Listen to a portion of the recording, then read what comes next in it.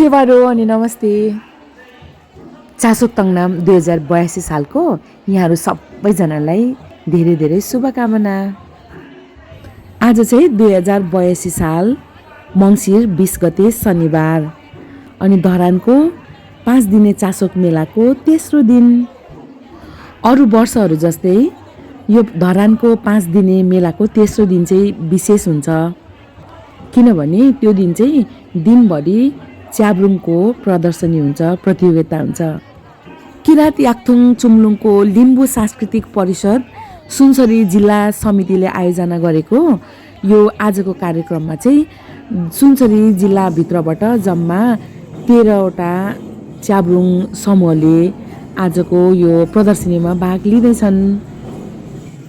आजको यो विशेष कार्यक्रममा कुन समूहले पहिला प्रदर्शनी गर्ने भन्ने कुरा चाहिँ गोला प्रथाबाट छुट्याइन्छ अनि प्रत्येक समूहले आफ्नो पालो अनुसार 15 मिनटको समय पाउँछ। त्यो 15 मिनटको समयमा सबैले आफ्नो प्रदर्शनी गरिसक्नुपर्ने हुन्छ अनि सबै समूहले प्रदर्शन गरिसकेपछि पहिलो, दोस्रो अथवा तेस्रो कुन समूह भयो भन्ने छुटाउनको लागि पनि फेरि यहाँनिर गोला प्रथा नै प्रयोग गरिन्छ। यसरी गोला प्रथाबाट पहिलो, दोस्रो, तेस्रो विजेता उपविजेता छानिए पनि अन्तमा पुरस्कारको धनराशि चाहिँ फेरि सबै समूहलाई बराबर गरेर बाँडिन्छ। अब यो प्रदर्शनीमा चाहिँ पहिलो, दोस्रो र तेस्रो गोला प्रथाबाट छुट्याइन्छ भन्दाखेरि अलिकति वियर्ड लाग्न सक्छ, तर यो एउटा यस्तो सुन्दर पक्ष हो जहाँ चाहिँ कुनै पनि समूहले म ठुलो अथवा म सानो भन्ने महसुस गर्दैनन् अनि सबै समूहले आफूले जितेको महसुस गर्छन्। साँच्चै भन्नुपर्दा यो एउटा यस्तो सुन्दर व्यवस्था हो जसले गर्दा प्रत्येक समूहको कला क्षमता फरक भए पनि हामी एउटै समाजका सदस्य हौँ र हामी समान छौँ भन्ने कुराको प्रत्याभूति गराउँछ। ल, आजको प्रदर्शनी सुरु भइसक्यो अनि मैले चाहिँ सबैवटा समूहको छोटो छोटो प्रस्तुतिलाई यहाँ समेटेको छु, तर भिडको कारणले कहिलेकाहीँ यताउति परेर कुनै समूहको प्रस्तुति छुटेमा क्षमा प्रार्थी छु। जे होस्, आज सहभागी सबै समूहको प्रदर्शनी एकदमै राम्रो थियो अनि हाम्रो यो केलाङ अथवा चाहिँ च्याब्रुङ नाच्ने संस्कृति चाहिँ पछिल्लो पुस्तासम्म हस्तान्तरण भइसकेको रहेछ। तपाईँले यो भिडियोमा पनि देख्न सक्नुहुन्छ। आजको प्रतियोगीमध्ये 90% चाहिँ जेनजी पुस्ताका थिए। यो आफै गर्वको कुरा हो। आउनुहोस् अब चाहिँ प्रस्तुतितिर लागौँ।